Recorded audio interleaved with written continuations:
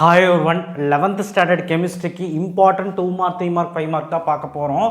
11th கெமிஸ்ட்ரினாலே கஷ்டமாக இருக்குது sir. Physics ஒரு ரகம்னா கெமிஸ்ட்ரி ஒரு ரகம், மேக்ஸ் அதை விட கஷ்டமாக இருக்குது சார். பயப்படாதீங்க, கொஞ்ச நாளைக்கு அப்படி தான் இருக்கும், போக போக பழகிடும். படிக்கிற மெத்தடாலஜி மட்டும் மாற்றிக்கங்க.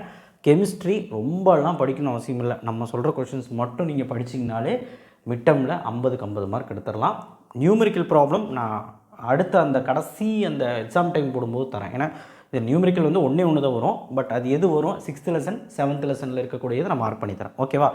இப்போ உங்களுக்கு என்னென்ன லெசன்னா யூனிட் 1, 2, 6, 7, 11 ஆர்கானிக்கில் 1, இன்ஆர்கானிக்கில் 2, ஃபிசிக்கல் 2 இப்படி தான் வைப்பாங்க. ஸோ கெமிஸ்ட்ரி பொறுத்த வரைக்கும் ஈஸி தான். நான் சொல்கிற மாதிரி கொஸ்டின்ஸை நீங்கள் படிச்சுட்டு வந்தீங்கனாலே ஈஸி தான். ஓகே, சப்ஸ்கிரைப் பண்ணுங்கள், லைக் பண்ணுங்கள். 11th ஸ்டாண்டர்ட் பார்க்குற மாதிரி இருந்தால் லைக் பண்ணிங்கன்னா நிறைய பேருக்கு அது போய் சேரும். அண்ட் வாட்ஸ்அப் சேனல் லிங்க்கில் வந்து ஜாயின் பண்ணுங்கள்.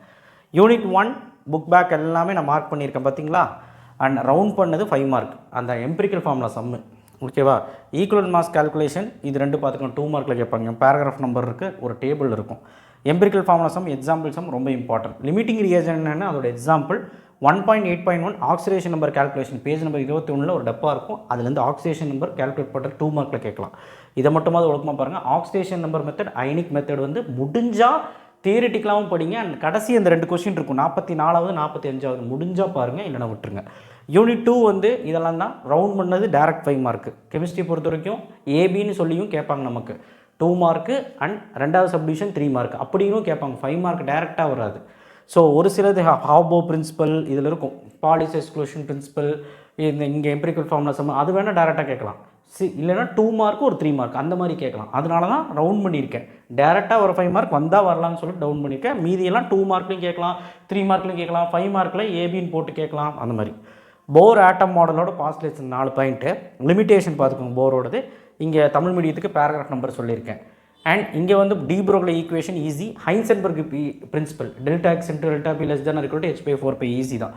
குவாண்டம் நம்பர்னா என்ன, அதோட டைப்ஸு அது 5 மார்க்கில் கேட்குறாங்கப்பா, அது 3 மார்க்கில் கூட கேட்பாங்க சிலதெல்லாம். ஹன்ஸ் ரூலு பார்த்துக்கோங்க. யூனிட் 6, யூனிட் 3 கிடையாது, யூனிட் 6 இதெல்லாம் தான் யூனிட் 6. 40, 41 direct 5 mark. வேண்டர்வாலோட கரெக்ஷன் இது வேண்டர்வால் கிரிட்டிக்கல் கான்செப்ட் டெரிவேஷன் 41வது படிக்காமல் போயிடாத, அந்தளவுக்கு இம்பார்ட்டன்ட். அண்ட் 32வது ஏ இதெல்லாமே 2 மார்க்ஸ் 3 மார்க்ஸ். லா இதில் important. Charles law, Boyle's law, Gay Lussac law, Avogadro law, Graham law, compressibility factor, Joule Thomson effect, Dalton law, இந்த லாலேருந்து ஏதோ ஒரு லா கண்டிப்பாக வரலாம். Different methods of liquefaction of gases, வாயுக்கள் வந்து கசிவாகிறத பற்றி லிண்டஸ், கிளாட்ஸ், அடியபெட்டிக் அப்படின்னு ஒரு 3 மெத்தட் கடைசி பேஜில் இருக்கும். தமிழ் மீடியத்தில் சொல்ல தெரியல, அது கண்டிப்பாக 3 மார்க்கில் கேட்பான், பார்த்துக்கோங்க. ஐடியல் கேஸ் ஈக்குவேஷன், நல்லீவு வாயு வந்து பார்த்திங்கன்னா 5 மார்க்கில் 6.3 உங்களுடைய பேராகிராஃப் நம்பர் அதில் பார்த்துக்கோங்க. அண்ட் இதுதான் வந்து 6th லெசன். 7th லெசன் பொறுத்த வரைக்கும் புக் பேக் மட்டும் நல்லா கான்சன்ட்ரேட் பண்ணுங்கள். இந்த ரவுண்ட் பண்ணதில் டேரெக்டாக கேட்குறக்கு 5 mark. Internal characteristics, inter energy, Gibbs free energy, second law of thermodynamics mix, அதுக்கப்புறம் வந்து பார்த்திங்கன்னா delta U delta H relation அந்த மாதிரி தான் கொடுத்துருக்குறேன். ஸோ உங்களுடைய அந்த பாண்ட் சைக்கிள் கால்குலேட் பண்ணுறது அண்ட் ரிலேஷன் பிட்வீன் சிபிசிவி முடிஞ்சால் பாருங்கள் 3 மார்க். இதெல்லாம் 2 மார்க் 3 மார்க். ஓகேங்களா? சரி, யூனிட் 11 ரொம்ப கஷ்டம் இல்லை. இன்னும் அட்லீஸ்ட் புக் பேக்கில் இருக்க 38வது கொஸ்டினில் ஐயூ பேக்கில் ஃபஸ்ட்டு R1 நல்லா எழுதிப்பார், ஈஸி தான். 39ல் ஃபஸ்ட்டு 10. ஓகே, அடுத்தது புக் பேக்கில் 31, 32 இதெல்லாம் 10th படித்தது ஃபஸ்ட்டு 3 கொஸ்டின். 32வது மட்டும் டேரக்ட் 5 மார்க்கு, மீதி எல்லாமே எப்படி வேணாலும் கேட்கலாம். 40, 41 டேரக்டாக 5 மார்க். லைன்சன்பர்க் மெத்தடு, கேரிஸ் மெத்தடு. 42, 43லாம் பார்த்து ஈஸி தான், தியரி தான், இது எல்லாமே தியரி தான். 45வது வந்து டேரக்டாக 5 மார்க் கேட்க வாய்ப்பு இருக்குது, ஆப்டிக்கல் ஐசோமரிசம். 46வதும் பார்த்துக்கோங்க. இதெல்லாம் பார்த்தீங்கன்னா கண்டிப்பாக 50 மார்க் எடுக்கிறது உறுதி, 50க்கு 50. ஸோ அதனால் இந்த பிடிஎஃப்ல இருக்கிறது மட்டுமாவது ஒழுக்கமாக படிச்சுட்டு போங்க. அண்ட் கொஸ்டின்ஸே நான் சொல்லிட்டேன் இதுதான் அப்படிங்கிறது, இதையாவது ஒழுக்கமாக படிங்க. ரொம்ப டீப்பாக இறங்கி படிக்கணும்னு கூட அவசியம் இல்லை. ஓகேவா? ஸோ நன்றி, வணக்கம். நெக்ஸ்ட் வீடியோவில் சந்திப்போம். ஆல்ரெடி ஃபிசிக்ஸுக்கும் போட்டாச்சு, மேக்ஸுக்கு போடலைன்னு நினைக்கிறேன். மேக்ஸுக்கு வந்து பார்த்தீங்கன்னா 5 மார்க் மட்டும் தான் போட்டிருக்கேன். ஃபஸ்ட்டு 2 சாப்டருக்கு தான் போட்டிருக்கேன்.